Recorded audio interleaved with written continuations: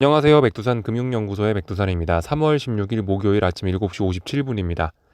미국 중소형 은행들의 위기가 어젯밤에는 유로존의 대형 은행으로까지 전이가 되었습니다. 예, 평상시라면 이렇게 전이가 잘 안 됩니다. 작년에도 사실 CS은행의 위기는 이 헤드라인으로 등장하기도 했었는데, 그때 당시는 이제 CS라는 게 이 CS 위기가 다른 데로 전이가 되지는 않았었죠. 당시에는 왜 전이가 되지 않았냐?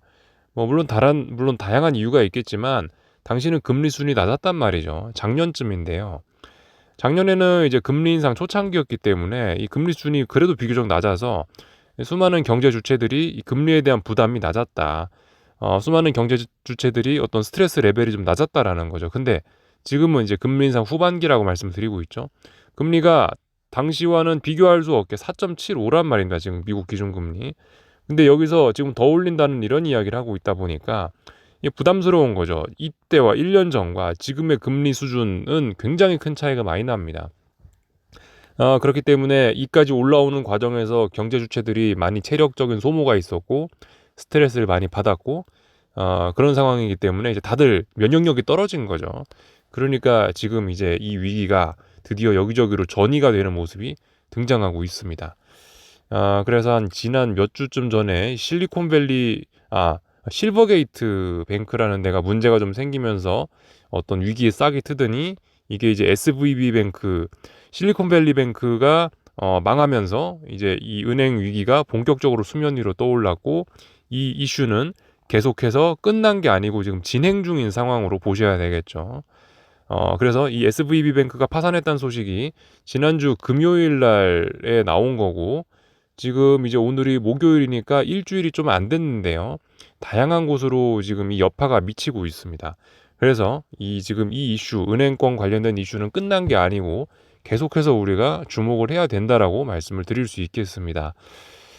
그래서 어젯밤에 있었던 일들 좀 간단하게 말씀을 좀 드리자면요. 사실 이게 간단하게 말씀드릴 수 있는 내용이 아니죠. 아무튼 좀 차분히 보도록 하겠습니다. 요거부터 보면 될 것 같아요. 그러니까 SVB가 망하면서, 실리콘밸리뱅크가 망하면서 은행권 전반에 대한 불안감, 불신이 좀 퍼졌죠. 내가 돈 넣어놓은 은행도 망하지 않을까라고 하면서 은행권들에 대한 좀 더 꼼꼼한 어떤 평가 잣대가 평가가 좀 시작이 된 거고요. 그렇게 꼼꼼하게 대차 대조표나 이런 걸 보다 보니까 아이고 세상에, 이번에 중대한 약점이 발견됐다. 어디에서? 회계 내부 통제에서 중대한 약점이 발견됐다라는 소식이 나온 거죠. 그러면서 자금 유출이 계속됐고, 이런 점들이 어제 크레딧 스위스의 급락을 불러왔습니다. 그래서 이것 때문에 좀 불안했었는데요. 근데 이제 여기서 이 위기가 조용히 또 지나갈 수도 있었는데, 이 크레딧 스위스의 최대 주주가 있었거든요. 기사가 제목만 있네요. 이거 정말 예, 정말 이 영양가 없는 기사인 것 같은데, 잘못 고른 것 같은데, 하여튼 크레딧 스위스의 최대 주주가 사우디아라비아라고 하는데, 얘네가 이제 크레딧 스위스가 위험하니까 니네가 좀 돈 좀 투자를 더 해야 되겠다라고 했는데, 근데 이거 거절을 했다고 하면서 시장이 또 크게 흔들렸던 거죠. 그리고 나서 이제 무슨 일이 있었냐? 그리고 나서 이제 미국이 그랬던 거죠. 야, 사우디아라비아가 안 하면 니네라도 나서라라고 하면서 이 크레딧 스위스 은행이 그 국적이 아시다시피 스위스지 않습니까? 그래서 미국이 스위스한테다가, 미국이라는 이야기는 사실 없습니다. 사실 미국이 스위스에 요청했다라는 그런 내용은 없는데 아마 미국이 했겠죠, 그죠? 미국이 스위스 정부에다가 아마 요청을 했을 것이라 추측을 할 수 있습니다. 빨리 스위스 니네가 나서서 이 크레딧 스위스 위기를 어떻게든 좀 불을 좀 꺼봐라라고 이야기를 한 것 같고, 하여튼 그래서 이것 때문에 지금 시장이 다소 안심을 하고 있는 상황입니다. 이게 이제 오늘 아침까지 진행된 사건이에요. 근데 잘 생각을 해봐야 될 게, 여러분들 아시다시피 은행이라는 게 요즘에 워낙 커져가지고 이 한 나라 정부가 이 은행을 살리고 이런 게 사실 쉽지가 않습니다. 이게 아무리 큰 나라라도, 미국 같은 경우도 생각해 보세요. 미국도 정부가 엄청나게 크지 않습니까? 근데 뭐 2008년 같은 거 생각해 보면 뭐 리먼 브라더스니 뭐니 이런 금융기관들 구제금융 하는데 미국 정부가 휘청휘청 거렸잖아요. 굉장히 힘들었단 말입니다. 근데 이거는 은행 주인이 스위스란 말이에요. 은행 그 CS 은행 은행이 그 스위스 국적이란 말이죠. 그럼 스위스 정부에서 CS를 책임져야 되는데 스위스 정부가 그렇게 큰 정부가 아닐 거라고 저는 일단 알고 있거든요. 스위스가 인구가 많길 합니까? 뭐가 많길 합니까? 뭐 물론 부자 나라이긴 합니다만 그래도 이 정부 규모에 비교하면 CS가 엄청나게 큰 은행이 아닌가. 그래서 일단은 그 뭐 스위스 중앙은행이나 이런 데서 크레딧 스위스의 유동성을 지원한다라고 하긴 하는데 이걸로 완전히 이 CS의 불안감을 불식시킬 수 있을지는 저도 일단 좀 의문입니다. 그래서 좀 더 지켜봐야 될 것 같아요. 그래서 이 일로 인해서 유로존이 좀 많이 좀 흔들렸죠. 그래서 이 차트를 좀 잠깐 보자면요. 이 독일 증시 좀 잠깐 좀 보겠습니다. 그래서 유럽 증시가 많이 흔들렸다라는 거예요. 미국은 어제 별일 없었죠. 근데 유럽이 많이 흔들렸습니다. 왜냐, 유럽은행이 망한다라고 하니까. 예. 그래서 이 독일 증시가 보시면은 기술적으로 중요했던 라인을 붕괴시키면서 하락 추세로 이제 전환이 되었습니다. 변동성도 굉장히 많이 터졌죠. 그래서 일단 전환이 됐다라는 거. 이제 뭐 해야 된다? 전환이 됐으니까 반등시 매도 전략, 반등시 매도 전략, 반등시 매도 전략. 이런 식으로 하면은 되겠죠. 일단 전환이 됐다라는 거. 유럽 증시가 크게 흔들렸다라는 걸 보시면 되겠습니다. 어젯밤에 있었던 그런 일들로 인해서 다시 이제 안전자산 선호 이런 게 좀 나타나긴 했습니다. 그래서 그 이야기 하기 전에 일단 이거부터 좀 봐야 될 것 같아요. 그 위기가 이제 다시 한번 불거졌기 때문에 이제 시장에서 금리 인하 기대감 이런 것들도 동시에 굉장히 좀 많이 치솟았습니다. 이거는 이제 페드와치에서 나오는 이 올 3월 FOMC에서 이 금리 정책을 어떻게 할 것이냐를 보여주는 확률인데 이게 동결 의견이죠. 이게 25bp 인상이고요. 동결 의견이 50%까지 올라갔습니다. 은행권 위기가 그만큼 심각하게 보여진다라는 그런 증거죠. 그래서 투자자들이 이렇게 동결 가능성을 크게 베팅하고 있다라는 거. 근데 어젯밤에도 말씀을 드렸다시피 연준이 지금 상황에서 금리를 동결하면 이게 시장이 호재일까요? 호재 아닐 수 있습니다. 이거는요. 지금 말씀드렸다시피 금리가 그러니까 지금까지 금리 인상에도 불구하고 사실 작년 내내 시장이 빠지긴 했지만 비교적 잘 버텼단 말이죠. 시장이. 잘 버틴 이유는 계속 금리를 인상하는데 연준이 금리 인상하면서 했던 이야기가 미국 경제는 강합니다라는 걸 베이스에 깔았단 말이에요. 그래서 이제 금리가 계속 올라서 시장 참가자들이 부담스러움에도 불구하고 증시가 그래도 좀 잘 버티면서 짜불짜불 빠지는 정도로 그칠 수 있었는데 만약에 이번에 이 은행권 위기로 하고 동결을 하게 된다라고 하면은 이거는 뭐다? 연준이 인정한 불경기다. 연준이 인정한 경기 침체다 이러면서 이 시장 분위기가 안 좋아질 수도 있다라는 걸 좀 생각을 해봐야 돼요.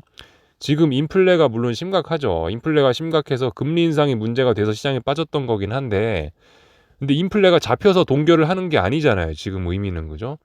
물론 이번에 동결할지 안 할지도 모릅니다. 근데 제 생각에는 25bp 인상은 할 것 같아요. 최소한 저의 의견입니다. 왜냐하면 지금 여기서 동결해버리면은 연준이 인플레와의 싸움 의지 이런 것도 좀 시장이 좀 낮게 평가할 수 있고 그리고 동결을 해버리면 말씀드렸다시피 경기 침체 우려가 있는 거 아니냐 연준이 경제를 의심하고 있다라는 인상을 줘버릴 수 있기 때문에 이게 오히려 연준 입장에선 더 악수가 될 수도 있다. 이게 시장 반응은 더 충격적일 수도 있다라는 생각을 하고 있습니다. 그래서 아마 25bp 인상하지 않을까 이게 최선이지 않을까라고 생각을 합니다. 예. 그래서 뭐 어제 어제 그저 그 은행권 위기로 인해서 이 어떤 그 뭐라고 해야 될까 연준의 그 매파적인 행보에 큰 제동이 걸렸다 이렇게 일단 볼 수가 있겠습니다. 이렇게 되면 어떻게 되나요? 근데 재밌는 게 미국 증시의 반응은 재밌어지죠. 미국 증시는 뭐 보시다시피 이렇게 야 이거 긴축 우려 완화다라고 하면서 나스닥은 또 크게 올라버리는 모습을 보이기도 했습니다. 그리고 여러분들 이게 잘 생각해 보셔야 되는 게 뭐 미국 은행이 안 좋다라고 해서 미국 증시가 빠지는 거 이거는 이해가 됩니다. 그죠? 근데 어제 같은 경우는 뭐다? 유로존의 대형은행들이 위기다. 유로존의 대형은행. 그럼 사실 유로존의 대형은행이 미국에 미치는 영향은 상대적으로 근데 조금 덜할 수 있거든요. 미국이 유럽에 영향을 미치는 건 클 수 있지만 유럽이 미국에 영향을 미치는 건 이건 좀 작을 수 있다라는 거죠. 그래서 일단 뭐 미국 증시 같은 경우는 비교적 잘 선방을 했다라는 거를 볼 수가 있겠습니다. 지금 그래서 이 보시면은 IT 빅테크 친구들이 어젯밤에 시장의 지수를 좀 잘 이렇게 방어를 해줬는데요. 얘네들이 사실 좀 이상하다라고 생각을 할 필요가 좀 있긴 있습니다. 약간 지금 어젯밤에 이런 나스닥의 반응이나 이런 거는 솔직히 좀 약간 좀 너무하다라는 생각이 좀 들긴 들어요. 지금 은행권 위기, 시스템적 위기가 날라 그러는데 이거를 긴축 우려 완화라고 해석을 해갖고 이렇게 오르는 거는 좀 지나치게 좀 투기적이라는 생각이 좀 있긴 있습니다. 뭐 물론 이거는 저의 의견일 뿐이긴 한데요. 솔직히 이거는 조금 좀 너무한 그런 것 같긴 하다. 지금 채권 시장 참가자들은 경기 침체 우려를 반영을 하고 있는데 주식 시장 특히 이 나스닥과 빅테크 투자자들 얘네 같은 경우만 지금 긴축 속도 조절이 된다라고 하면서 긴축이 완화된다라고 하면서 얘네만 막 올라가고 있단 말이죠. 다른 시장 채권, 달러, 원자재 이런 친구들은 전부 다 경기 침체를 우려하고 있는데 지네 혼자 지금 이러고 있단 말이죠. 누가 잘못됐을까요? 채권, 달러, 원자재가 잘못한 걸까요? 아니면은 나스닥 얘네가 잘못한 걸까요? 솔직히 좀 저는 이 나스닥 투자자들 얘네들이 조금 좀 너무 투기적으로 접근을 하고 있는 게 아닌가라는 생각이 들긴 합니다. 개인적인 생각이에요. 하여튼 어젯밤은 전반적으로 안전자산 선호, 또 그리고 그죠? 뭐 경기 침체 우려 이런 걸 나타냈는데도 불구하고 주식시장만 이러고 있다. 이건 좀 약간 그냥 약간 동상이몽 이런 생각이 듭니다. 분명히 똑같이 은행이 망한 건데 한쪽에선 경기 침체 우려하고 있고 한쪽에선 긴축 우려 완화로 해석을 하고 있으니 좀 그래 보인다라는 거 조금 좀 말씀을 좀 드려봤고요. 그리고 그것도 좀 살펴보긴 해야 됩니다. 경제지표 어젯밤에 나온 것들 좀 간단하게 이거는 저기 수박 겉핥기만 하고 갈게요. 이게 어젯밤에 영향을 미치지 못했기 때문에 어젯밤에 미국 물가 지표들 여기 PPI들이 이렇게 쭉 발표가 됐는데요. 예상치를 하회했습니다. 그죠? 예상치를 하회했고 그냥 PPI도 여기 보시면 예상치를 하회했습니다. 그래서 인플레 우려는 많이 감소를 했어요. 그래서 뭐 나스닥이 뭐 좀 강했는지도 모르겠습니다. 그렇지만 시장 전체는 말씀드렸다시피 이 CS은행 관련된 이슈가 지배를 했는데 나스닥 지 혼자 여기에만 반응했다? 그렇게 해석하기는 좀 어려울 수 있겠죠. 그래서 하여튼 인플레 관련된 지표들은 괜찮게 나왔다라는 거고 그리고 이 리테일 세일즈 소매 판매 지표도 좀 보자라고 말씀드렸는데 소매 판매 지표들도 대부분 보시면은 이 예상치보다 조금 좀 낮게 나오면서 이게 인플레 우려를 자극하진 않았습니다. 그죠? 뭐 요런 상황이 나왔습니다. 그래서 인플레 우려 자체는 좀 완화가 많이 되고 있지만은 근데 문제는 이제 은행권의 위기죠. 하여튼 그래서 계속해서 잘 봐야 된다. 이제 실버게이트 뱅크에서 시작했던 이 불안감이 SVB로 전이가 됐고 SVB에서 비트코인으로 전이가 됐고 그리고 이제 유로존의 대형은행 CS까지 전이가 됐습니다. 앞으로는 어디로 갈까요? 아니면 이 위기가 완전히 끝날 수 있을까요? 이제 앞으로 계속해서 우리는 이런 부분을 좀 지켜봐야 됩니다. 그래서 전반적인 내용들을 좀 살펴봤고요. 뭐 이것저것 체크하겠습니다. 이제 기술적인 내용들요. 근데 사실 어젯밤 기술적인 내용들은 뭐 특별히 제가 말씀드릴 거는 없습니다. 추세대로 잘 진행이 되고 있어요. 이 지금 계속해서 요즘 말씀드리지만은 이 주식 시장이 이 변동성이 커졌단 말이죠. 예전에는 이렇게 움직였는데 요 안에서 움직였는데 지금은 요 안에서 움직인단 말이죠. 굉장히 크게 움직입니다. 크게 움직이지만 중요한 건 추세다. 중요한 건 추세다. 크게 움직이지만 추세 안에서 움직이고 있다라는 거. 그래서 사실 어젯밤에 뭐 추세적으로 뭐가 달라지고 이런 건 없습니다. 기존의 증시가 좀 하락 추세였던 거고 금리도 떨어지고 있었던 거고 이런 거였는데 그죠. 급반등했다 다시 떨어졌으니까 그냥 그대로예요. 사실 특별히 뭐 체크할 만한 건 없긴 합니다. 그래도 좀 살펴는 볼게요.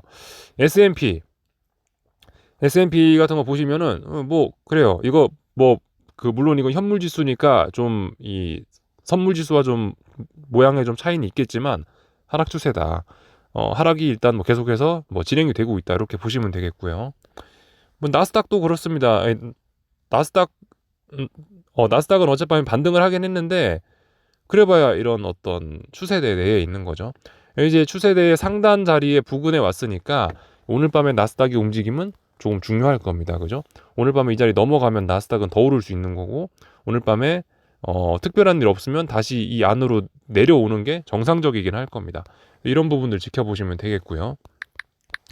변동성 지수들은 잘 가고 있습니다. 변동성 지수들만 봐도 이 시장의 위기가 여전하다라는 걸 알 수 있는데 22.8 정도가 중요한 저항이란 말이죠. 이 자리 돌파 한착했고 어젯밤까지 해서 보시면 지금 4거래일째 이 라인 위에서 놀고 있습니다. 그래서 이 정도면 뭐다? 이 22.8이라는 자리를 4거래일 동안 굳히기 했구나. 이제 레벨업이 됐다라고 인정할 수 있을 거고, 이제 그럼 문제는 뭐다? 언제 갈 것이냐. 위로 갈 것은 분명해졌는데, 위로 갈 것이라는 거에 대한 믿음, 신뢰도는 강해졌는데 언제 갈 것이냐가 이제 문제가 된 겁니다. 그래서 말씀드렸다시피 은행주의 위기들 끝난 게 아니기 때문에 이거 언제든지 은행주를 핑계로 삼아가지고 이런 것들이 전고점까지 지금 목표치가 열린 거예요. 일단은 빅스의 전고점은 대략적으로 한 34 정도 됩니다. 여기까지 목표치가 일단 열려 있는 거예요.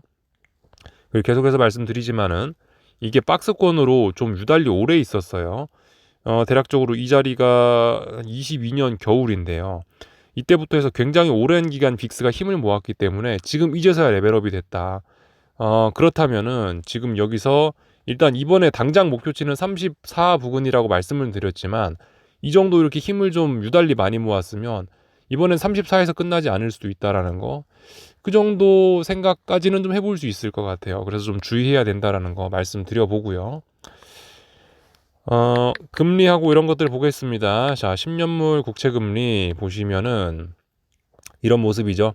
10년물 국채금리 보시면은 다시 하락을 했다. 그래서 하락 추세 강화되고 있습니다. 뭐 정확하게 이야기하면 아직까지 뭐 단기 하락에 불과한 거죠.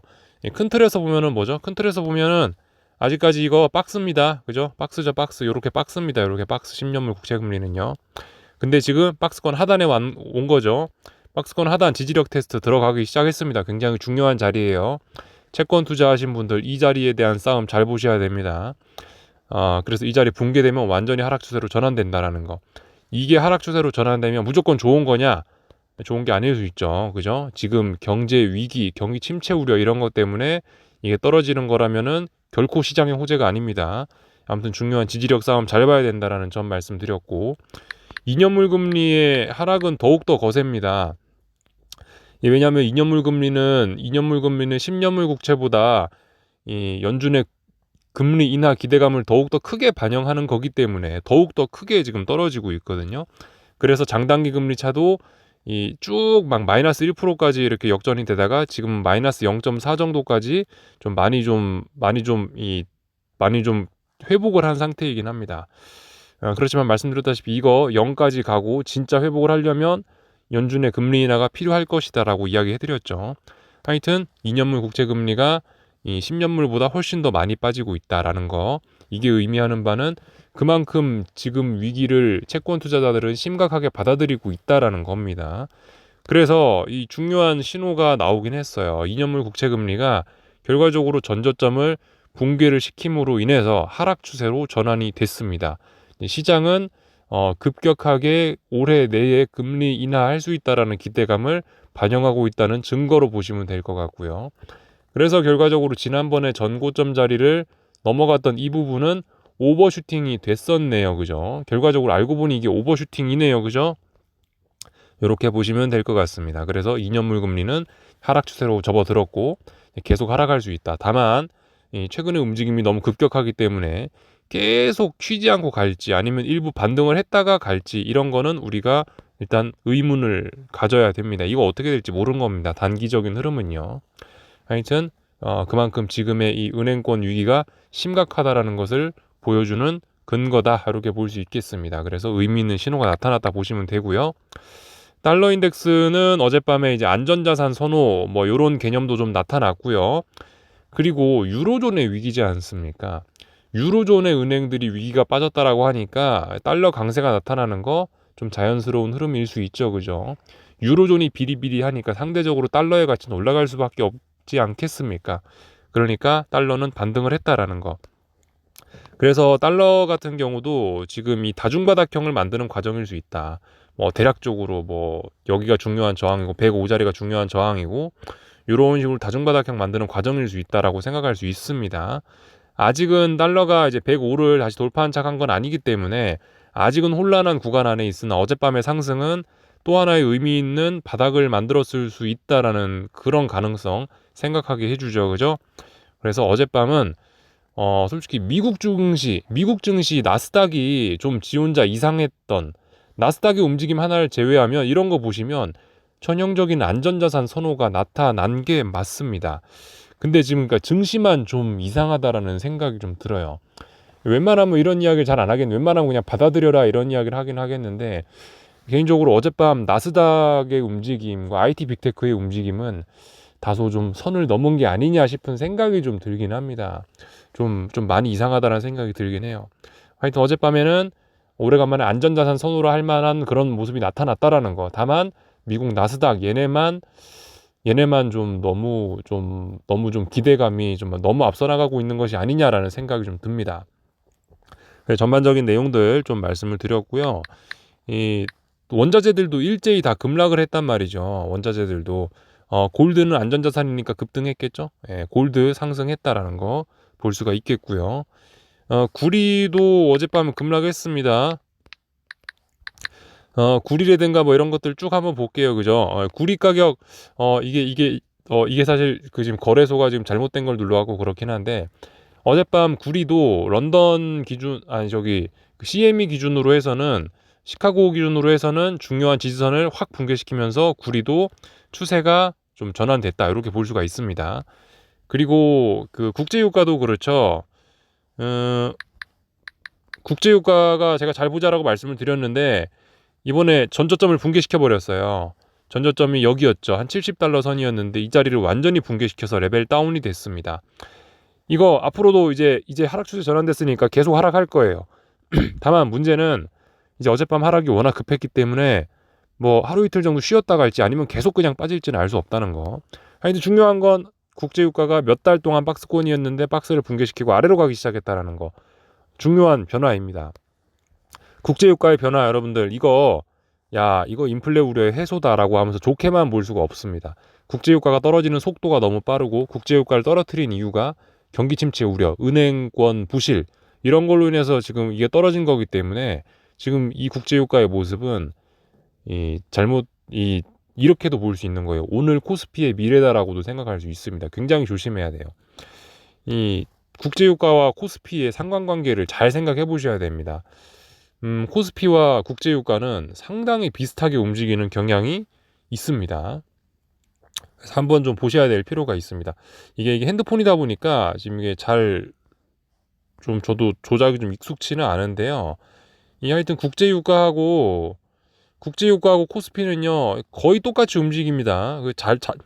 잘 보셔야 돼요. 모양이 거의 똑같습니다. 이 움직임이 상관관계가 굉장히 높아요, 둘이요. 물론 시차는 좀 있을 수 있지만 국제유가와 코스피는 굉장히 밀접하게 움직인다라는 거. 그래서 국제유가가 너무 급격하게 떨어지거나 국제유가가 너무 급격하게 오르거나 이런 건 코스피에 둘 다 안 좋다라는 거. 국제유가가 짜불 올라갈 때가 코스피가 수익률이 가장 좋습니다. 근데 지금 어떻게 됐다? 어젯밤에 국제유가 파란색 선이 중요한 지지선을 붕괴시키고 레벨 다운 됐다라는 거. 이거 굉장히 큰 의미를 가질 수 있습니다. 어떤 지금까지 조용했던 시장에 어떤 경기 침체 우려 뭐 이런 파장을 지금 던지고 있는 뭐 그런 상황이다 보시면 되겠죠. 국제유가가 어쨌든 어젯밤에 하락 추세로 전환된 거 다시 하락을 시작했다는 거 그런 모습이 일단 가볍게 볼 거는 아닌 것 같고요. 굉장히 의미 있는 신호라고 생각을 합니다. 그렇기 때문에 일단 오늘 한국 증시는 일단 별로 좋지는 않을 것 같다라고 생각은 하고 있고요. 다만 그 말씀드리다시피 김치국 먹으면 안 된다고요. 그죠? 위기는 전이가 되고 있으나 어쨌든 이렇게 뭐 어떤 추세대로 진행이 되지 않습니까? 아래쪽이 붕괴가 되면 아래로 가는 거고 위쪽이 넘어가면 위쪽으로 가는 거란 말이죠. 사실 뭐 요즘에 CS은행이라든가 뭐 SVB라든가 충격적인 일들이 많이 있긴 합니다만은 그럼에도 불구하고 추세대로는 그냥 계속해서 가고 있다. 코스피는 이미 이틀 전인가 추세가 어떤 새로운 하락이 시작됐다라고 제가 한번 언급을 했었죠. 그러니까 지금 사실 뭐 오늘 급락한다라고 해서 딱히 여러분들이 뭘 해야 된다 그런 거 없어요. 그냥 뭐 가만히 지켜보시면 되고 뭐 그런 상황입니다. 그렇기 때문에 그리고 어쨌든 앞으로 이제 중앙은행이나 정부 이런 데서 은행 관련된 조치들을 많이 내놓을 거기 때문에 이 일이 이번 위기가 잘 어떻게 해소가 될 수도 있는 거고 아니면 진짜 뭐 위기로 갈 수도 있는 거고 그러니까 지금 상황은 뭐다? 조용히 지켜봐야 된다고요. 김칫국 마시면 안 된다라는 이야기 다시 한번 좀 드리면서 여기쯤에서 마칠까 합니다. 궁금한 거 리플 남겨주시고 오늘 저녁에 또 뵙도록 하겠습니다. 여기서 마치겠습니다.